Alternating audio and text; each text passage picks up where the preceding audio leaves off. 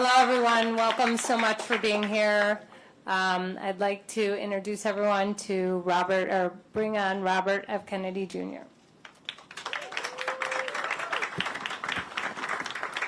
I'm sorry to keep everybody waiting. 16 months ago, in April of 2023, I launched my campaign for President of the United States.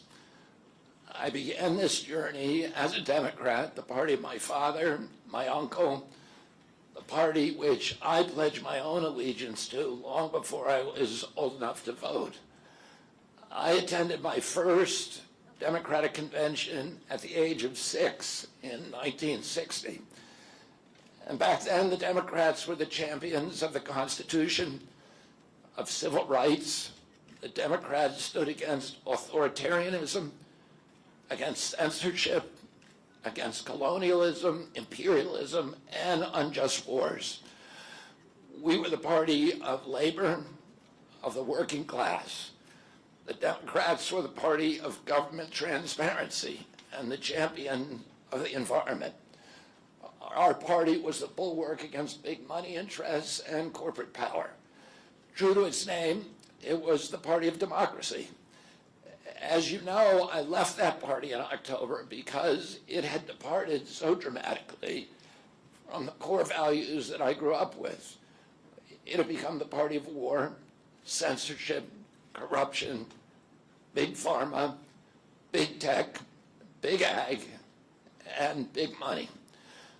When it abandoned democracy by canceling the primary to conceal the cognitive decline of the sitting president, I left the party to run as an independent.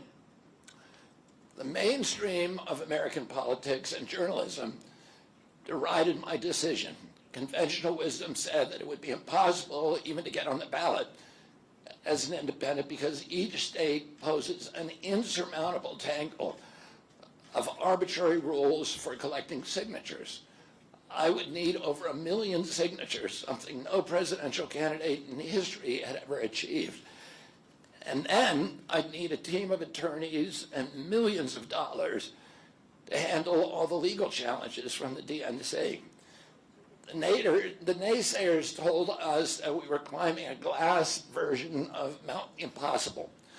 So the first thing I want to tell you is that we proved them wrong. We did it because beneath the radar of mainstream media organs, we inspired a massive independent political movement.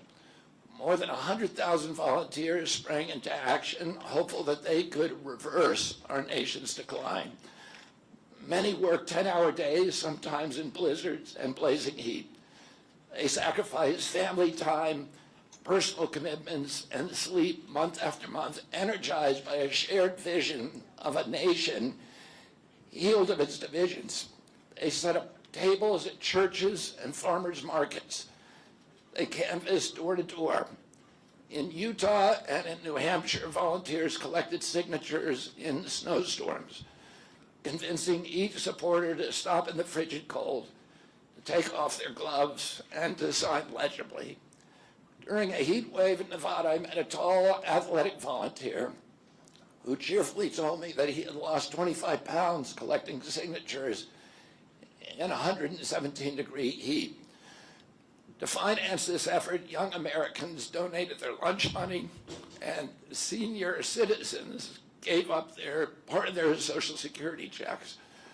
Our 50-state organization collected those millions of signatures and more. No presidential campaign in American political history has ever done that. And so I want to thank all of those dedicated volunteers and congratulate the campaign staff who coordinated this enormous logistical feat. Your accomplishments were regarded as impossible. You carried me up that glass mountain. You pulled off a miracle. You achieved what all the pundits said could never be done. You have my deepest gratitude, and I'm never going to forget that, not just for what you did for my campaign, but for the sacrifices you made because you love our country. You showed everyone that democracy is still possible here. It continues to survive in the press and in the idealistic human energies that still thrive beneath the canvas of neglect and of official and institutional corruption. Today, I'm here to tell you that I will not allow your efforts to go to waste. I'm here to tell you that I will leverage your tremendous accomplishments to serve the ideals that we share, the ideals of peace, of prosperity, of freedom, of health, all the ideals that motivated my campaign. I'm here today to describe the path forward that you've opened with your commitment and with your hard labors. Now, in an honest system, I believe that I would have won the election. In a system the kind that my father and my uncles thrived in, a system with open debates, with fair primaries, with regularly scheduled debates, with fair primaries, and with a truly independent media untainted by government propaganda and censorship. In a system of nonpartisan courts and election boards, everything would be different. After all, the polls consistently showed me beating each of the other candidates, both in favorability and also in head-to-head matchups. But I'm sorry to say that while democracy may still be alive at the grassroots, it has become little more than a slogan for our political institutions, for our media, and for our government, and most sadly at all for me, the Democratic Party. In the name of saving democracy, the Democratic Party set itself to dismantling it, lacking confidence in its candidate, that its candidate could win in a fair election at the voting booth. The DNC waged continual legal warfare against both President Trump and myself. Each time that our volunteers turned in those towering boxes of signatures needed to get on the ballot, the DNC dragged us into court, state after state, attempting to erase their work and to subvert the will of the voters who had signed those petitions. It deployed DNC-aligned judges to throw me and other candidates off the ballot and to throw President Trump in jail. It ran a sham primary that was rigged to prevent any serious challenge to President Biden. Then, when a predictably bungled debate performance precipitated the palace coup against President Biden, the same shadowy DNC operatives appointed his successor, also without an election. They installed a candidate who was so unpopular with voters that she dropped out in 2020 without winning a single delegate. My uncle and my father both relished debate. They prided themselves on their capacity to go toe-to-toe with any opponent in the battle over ideas. They would be astonished to learn of a Democratic Party presidential nominee who, like Vice President Harris, has not appeared in a single interview or an unscripted encounter with voters for 35 days. This is profoundly undemocratic. How are people to choose when they don't know whom they are choosing? And how can this look to the rest of the world? My father and my uncle were always conscious of America's image abroad because of our nation's role as the template for democracy, the role model for democratic processes, and the leader of the free world. Instead of showing us her substance and character, the DNC and its media organs engineered a surge of popularity for Vice President Harris based upon, well, nothing.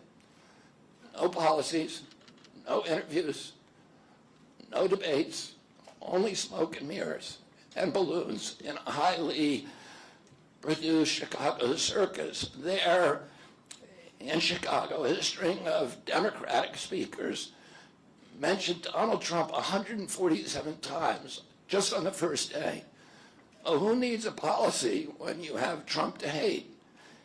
In contrast, at the RNC convention, President Biden was mentioned only twice in 4 days.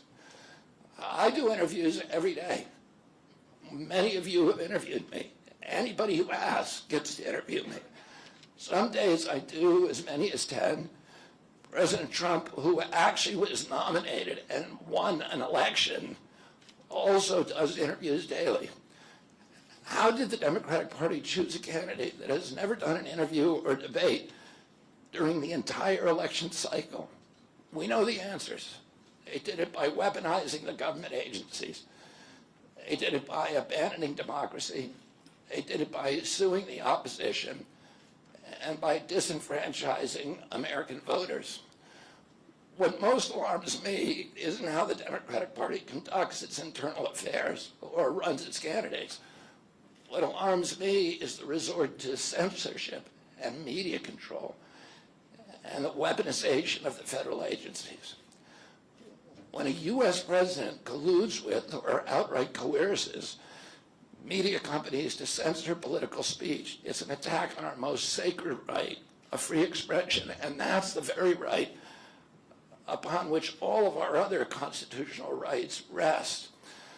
President Biden mocked Vladimir Putin's 88% landslide in the Russian elections, observing that Putin and his party controlled the Russian press and that Putin prevented serious opponents from appearing on the ballot.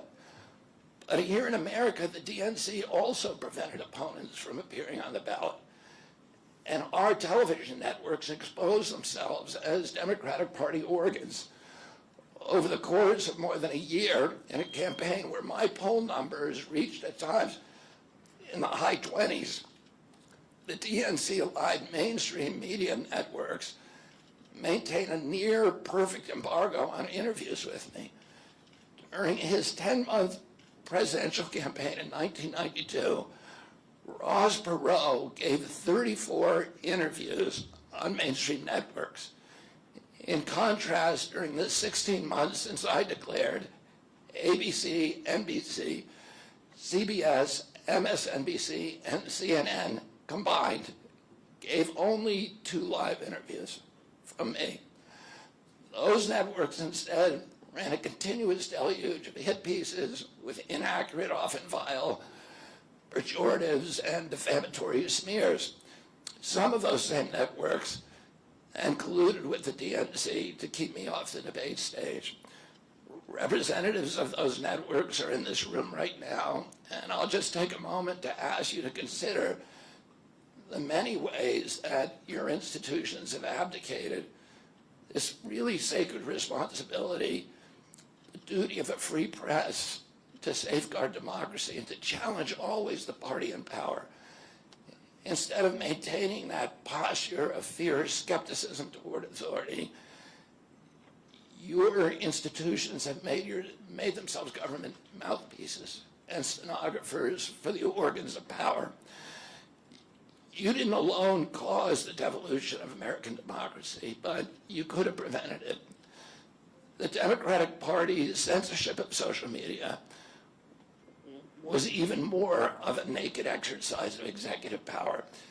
This week, a federal judge, Terry Doty, upheld my injunction against President Biden, calling the White House's censorship project, quote, the most egregious violation of the First Amendment in the history of the United States of America.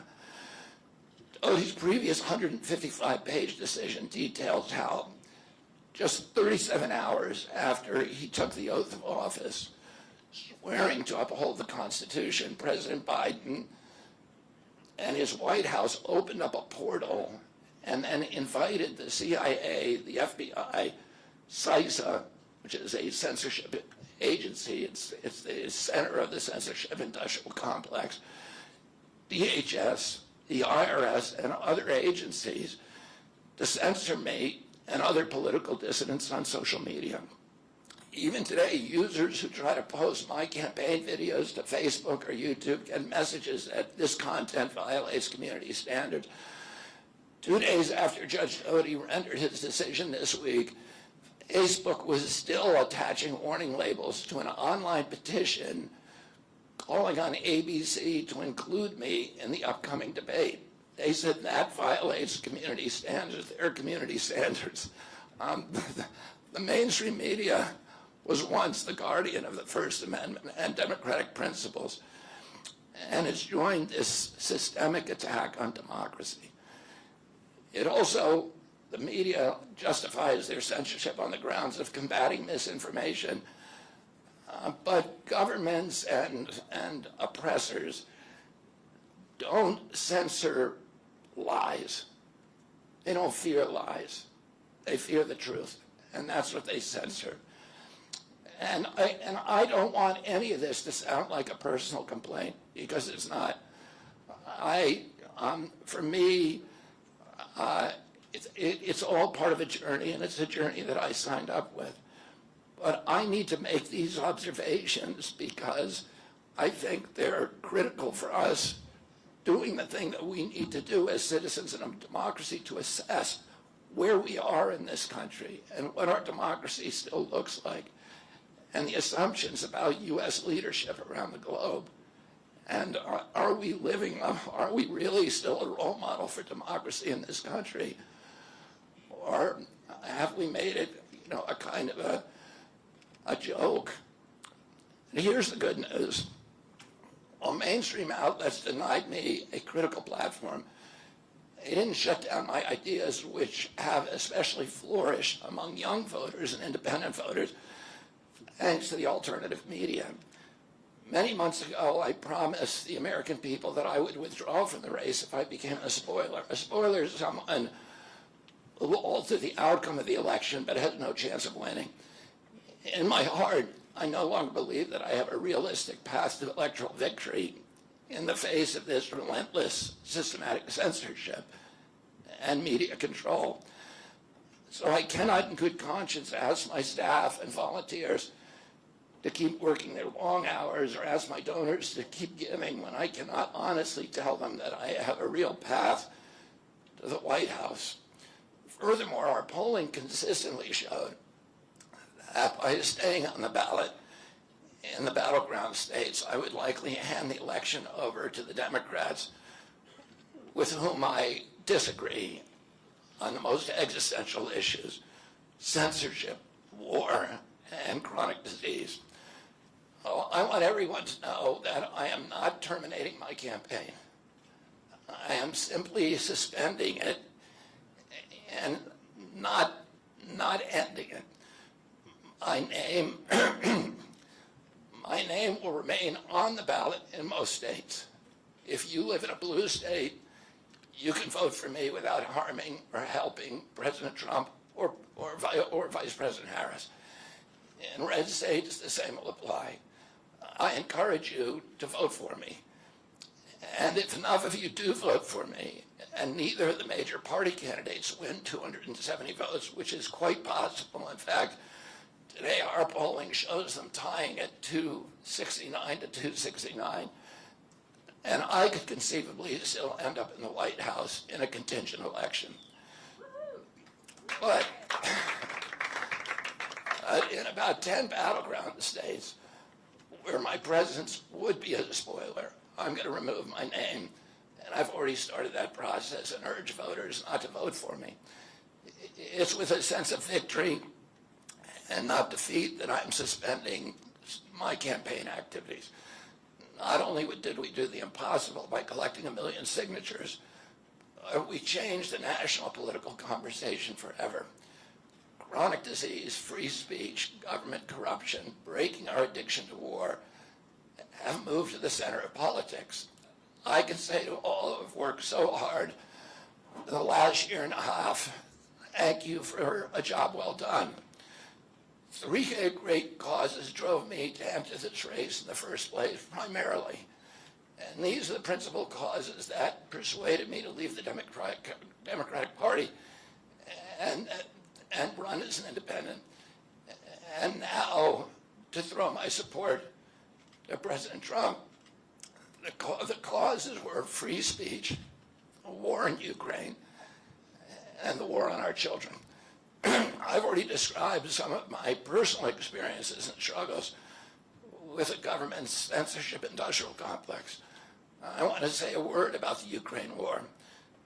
The military industrial complex has provided us with a familiar comic book justification like they do on every war, that this one is a noble effort to stop a supervillain, Vladimir Putin, from invading the Ukraine and then to thwart his Hitler-like march across Europe.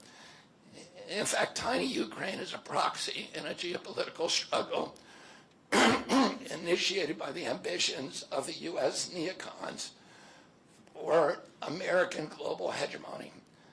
I'm not excusing Putin for invading Ukraine. He had other options. But the war is Russia's predictable response to the reckless neocon project of extending NATO to encircle Russia, a hostile act. The credulous media rarely explain to Americans that we unilaterally walked away from 2 intermediate nuclear weapons treaties with Russia and then put nuclear-ready Aegis missile systems in Romania and Poland. This is a hostile act.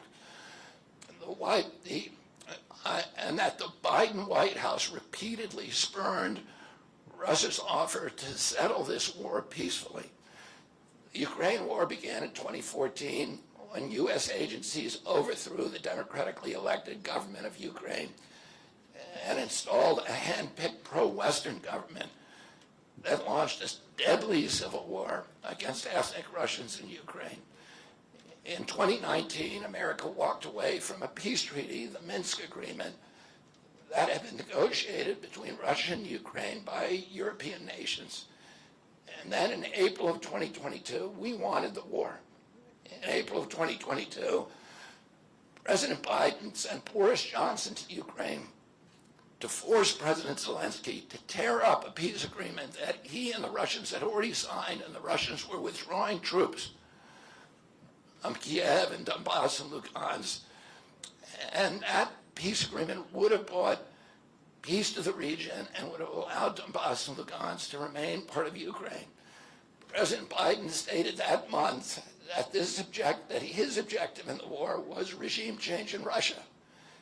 His Defense Secretary Lloyd Austin simultaneously explained that America's purpose in the war was to exhaust the Russian army, to degrade its capacity to fight anywhere else in the world.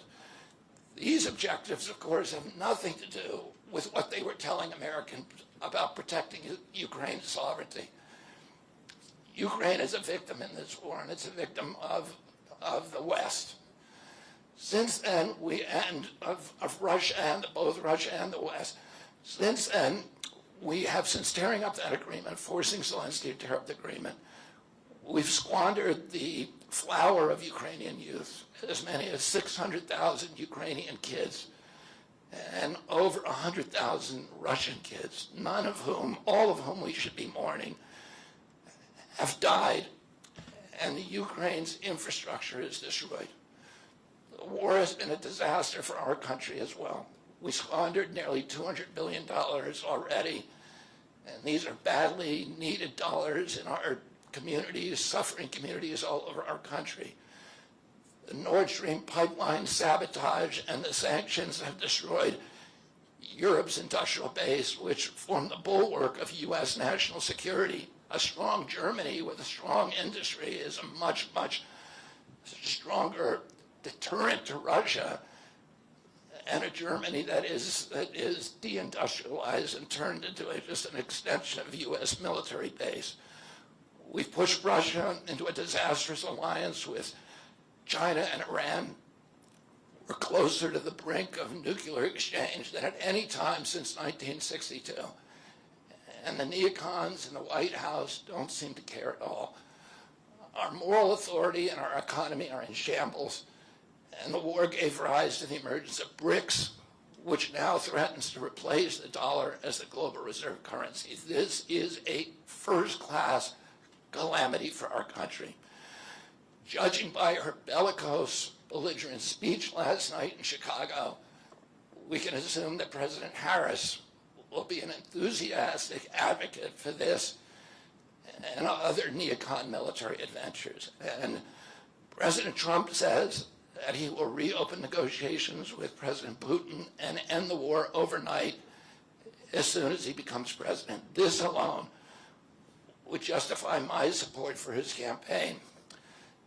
Last summer, it looked like no candidate was willing to negotiate a quick end to the Ukraine war, to tackle chronic disease epidemic, to protect free speech, our constitutional freedoms, to clean corporate influence out of our government, or to defy the neocons and their agenda of endless military adventurism. But now one of the two candidates has adopted these issues as his own, to the point where he has asked to enlist me in his administration. I'm speaking, of course, of Donald Trump. Less than 2 hours after President Trump narrowly escaped assassination, Callie Means called me on my cell phone. I was then in Las Vegas.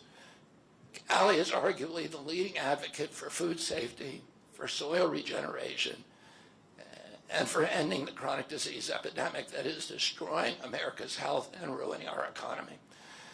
Callie has exposed the insidious corruption at the FDA, the NIH, the HHS, and the USDA that has caused the epidemic. Callie had been working on and off for my campaign, advising me on those subjects since the beginning. And those subjects have been my primary focus for the last 20 years. I was delighted when Callie told me that day that he had also been advising President Trump.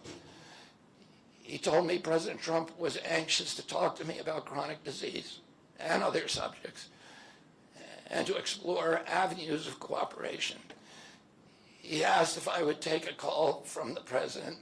President Trump telephoned me a few minutes later, and I met with him the following day. A few weeks later, I met again with President Trump and his family members and closest advisors in Florida. In a series of long, intense discussions, I was surprised to discover that we are aligned on many key issues. In those meetings, he suggested that we join forces as a unity party. We talked about Abraham Lincoln's team of rivals. That arrangement would allow us to disagree publicly and privately, and fiercely, if need be, on issues over which we differ, while working together on the existential issues upon which we are in concordance. I was a ferocious critic of many of the policies during his first administration, and there are still issues and approaches upon which we continue to have very serious differences. But we are aligned with each other on other key issues, like ending the forever wars, ending the childhood disease epidemics, securing the border, protecting freedom of speech, unraveling the corporate capture of our regulatory agencies, getting the U.S. intelligence agencies out of the business of propagandizing and censoring and surveilling Americans and interfering with our elections. Following my first discussion with President Trump, I tried unsuccessfully to open similar discussions with Vice President Harris. Vice President Harris declined to meet or even to speak with me. Suspending my candidacy is a heart-rending decision for me, but I'm convinced that it's the best hope for ending the Ukraine war and ending the chronic disease epidemic that is eroding our nation's vitality from the inside, and for finally protecting free speech. I feel a moral obligation to use this opportunity to save millions of American children above all things. In case some of you don't realize how dire the condition is of our children's health and chronic disease in general, I would urge you to view Dr. Carlson's recent interview with Callie Means and his sister, Dr. Casey Means, who is the top graduate of her class at Stanford Medical School. This is an issue that affects all of us far more directly and urgently than any culture war issue, and all the other issues that we obsess on and that are tearing apart our country. This is the most important issue. Therefore, it has the potential to bring us together. So let me share a little bit about why I believe it's so urgent. Today, 2/3, we spend more on healthcare than any country on earth, twice what they pay in Europe. And yet we have the worst health outcomes of any nation in the world. We're about 79th in health outcomes behind Costa Rica and Nicaragua and Mongolia and other countries.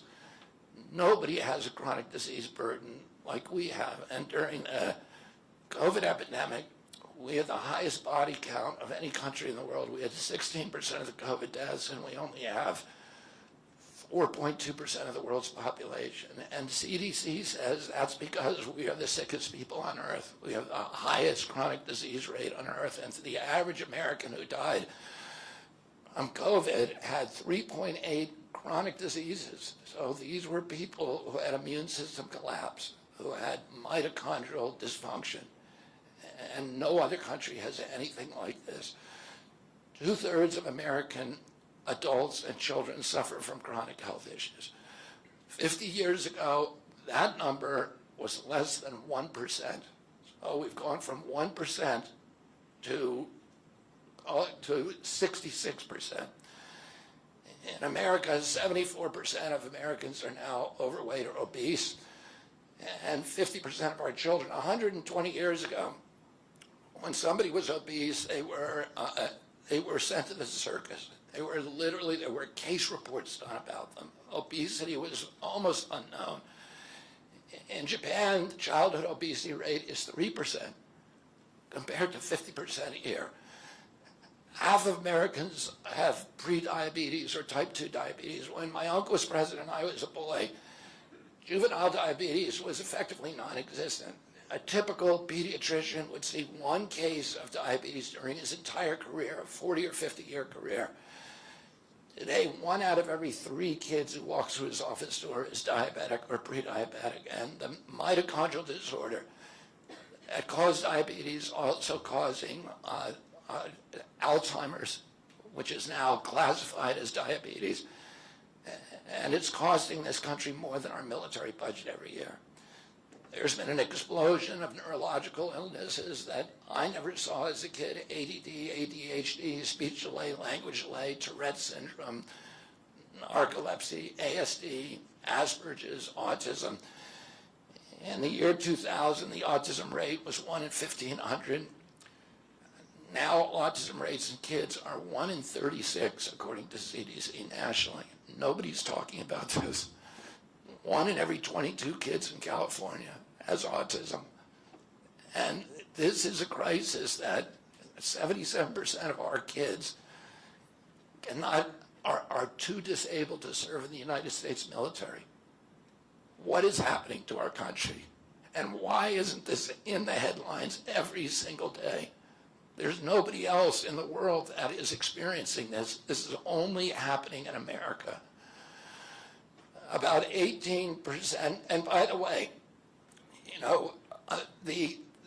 there has been no change in diagnosis, which the industry sometimes like to say. There has been no change in screening. This is a change in incidence. In my generation, 70-year-old men, the autism rates are about 1 in 10,000. In my kids' generation, 1 in 34. I'll repeat, in California, 1 in 22. Why are we letting this happen? Why are we allowing this to happen to our children? These are the most precious assets that we have in this country. How can we let this happen to them? About 18% of American teens now have fatty liver disease. That's like 1 out of every 5. That disease, when I was a kid, only affected late-stage alcoholics who were elderly. Cancer rates are skyrocketing in the young and the old. Young adult cancers are up 79%. 1 in 4 American women is on antidepressant medication. 40% of teens have a mental health diagnosis. And 15% of high schoolers are on Adderall, and 500,000 children on SSRIs. So what's causing this suffering? I'll name 2 culprits. First and the worst is ultra-processed food. About 70% of American children's diet is ultra-processed. That means industrial manufactured in a factory. These foods consist primarily of processed sugar, ultra-processed grains, and seed oils. laboratory scientists who many of whom formerly worked for the cigarette industry, which purchased all the big food companies in the 1970s and 80s, deployed thousands of scientists to figure out chemicals, new chemicals, to make the food more addictive. And these ingredients didn't exist 100 years ago. Humans aren't biologically adapted to eat them. Hundreds of these chemicals are now banned in Europe, but ubiquitous in American processed foods. The second culprit is toxic chemicals in our food, in our medicine, in our environment. Pesticides, food additives, pharmaceutical drugs, and toxic waste permeate every cell of our bodies. The assault on our children's cells and hormones is unrelenting. To name just one problem, many of these chemicals increase estrogen because young children are ingesting so many of these hormone disruptors. America's puberty rate is now occurring at age 10 to 13, which is 6 years earlier than girls were reaching puberty in 1900. Our country has the earliest puberty rates of any continent on the earth. And no, this isn't because of better nutrition. This is not normal. Breast cancer is also estrogen driven, and it now strikes 1 in 8 women. We are mass poisoning all of our children and our adults. Considering the grievous human cost of this tragic epidemic of chronic disease, it seems almost crass to mention the damage it does to our economy. But I'll say, it is crippling the nation's finances. When my uncle was president, our country spent $0 on chronic disease. Today, government health care spending is almost all for chronic disease. And it's double the military budget. And it is the fastest growing budget item in the federal budget. And chronic disease costs more to the economy as a whole, costs at least $4 trillion, 5 times our military budget. And that's a 20% drag on everything we do and everything we aspire to. Poor and minority communities suffer disproportionately. People who worry about DEI or about bigotry of any kind, this dwarfs anything. We are poisoning the poor. We are systematically poisoning minorities across this country. Industry lobbyists have made sure that most of the food stamp lunch program, about 70% of food stamps and about 70 or 77% of school lunches are processed foods. There's no vegetables. There's nothing that you would want to eat. We are just poisoning the poor citizens, and that's why they have the highest chronic disease burden of anybody, any demographic in our country, and the highest in the world. The same food industry lobbied to make sure that nearly all agricultural subsidies go to commodity crops that are the feedstock of processed food industry. These policies are destroying small farms, and they're destroying our soils. We give about, I think, 8 times as much in subsidies to tobacco than we do to fruits and vegetables. It makes no sense. If we want a healthy country, the good news is that we can change all this. We can change it very, very quickly. America can get healthy again. To do that, we need to do 3 things. First, we need to root out the corruption in our health agencies. Second, we need to change incentives in our healthcare system. And third, we need to inspire Americans to get healthy again.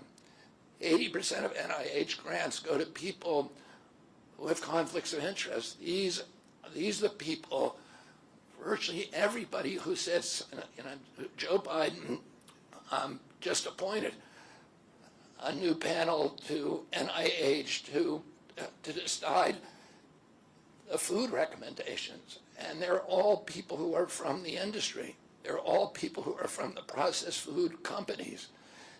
They're deciding what Americans, here is healthy.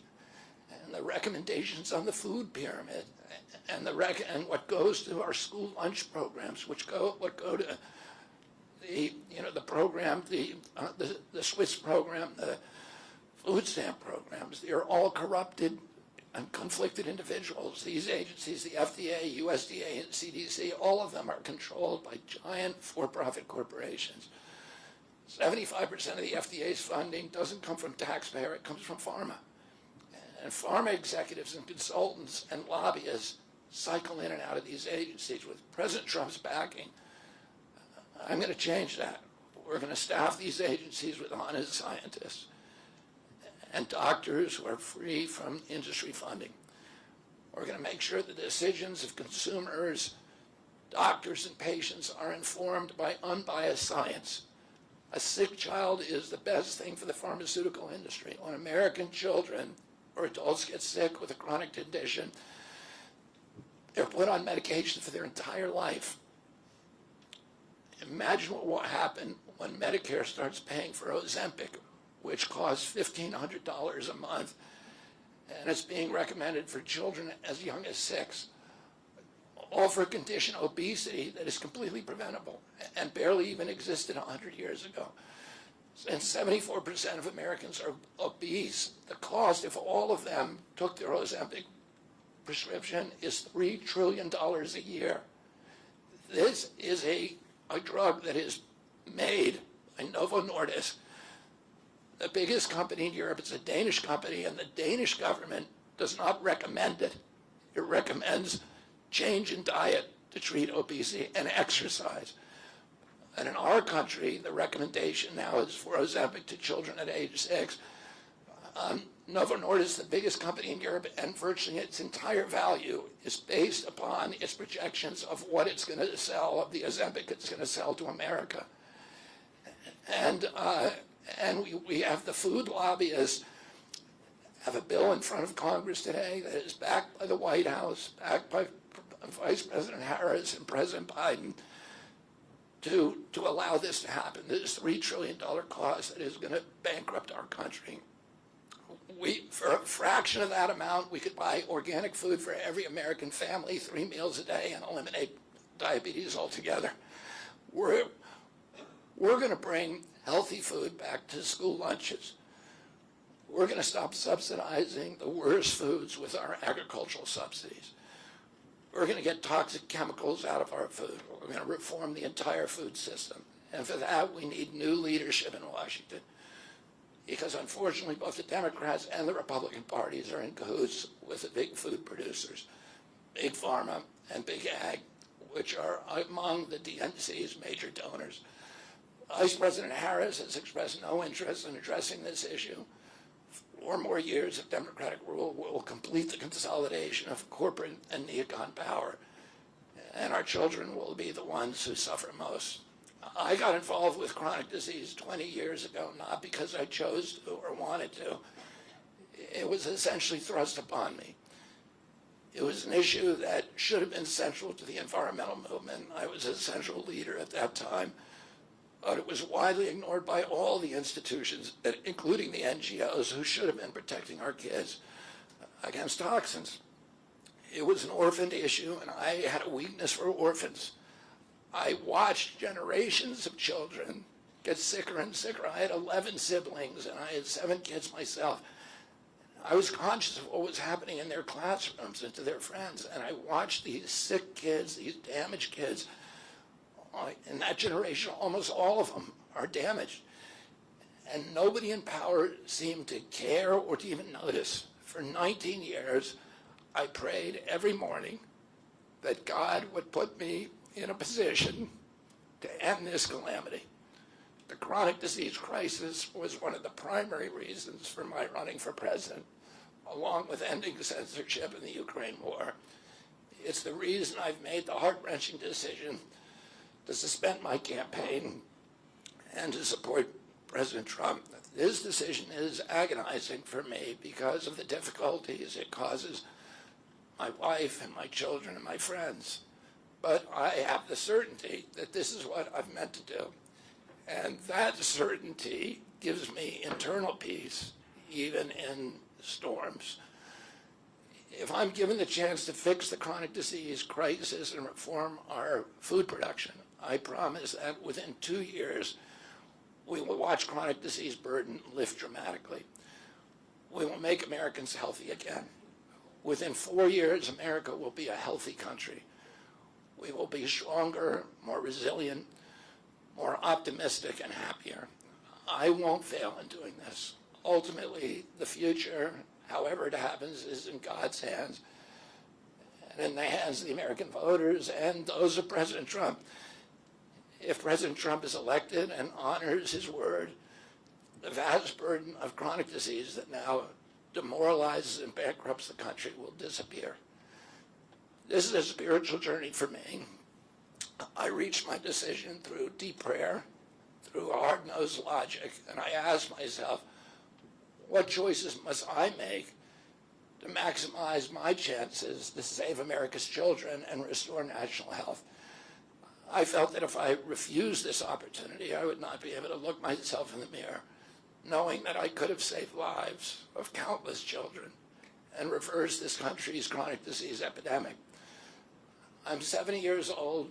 I may have a decade to be effective. I can't imagine that President Harris would allow me or anyone to solve these dire problems. After 8 years of President Harris, any opportunity for me to fix the problem will be out of my reach forever.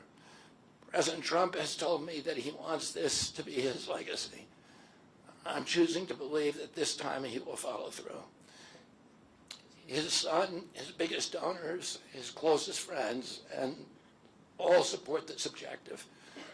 My joining the Trump campaign will be a difficult sacrifice for my wife and children, but worthwhile if there's even a small chance of saving these kids.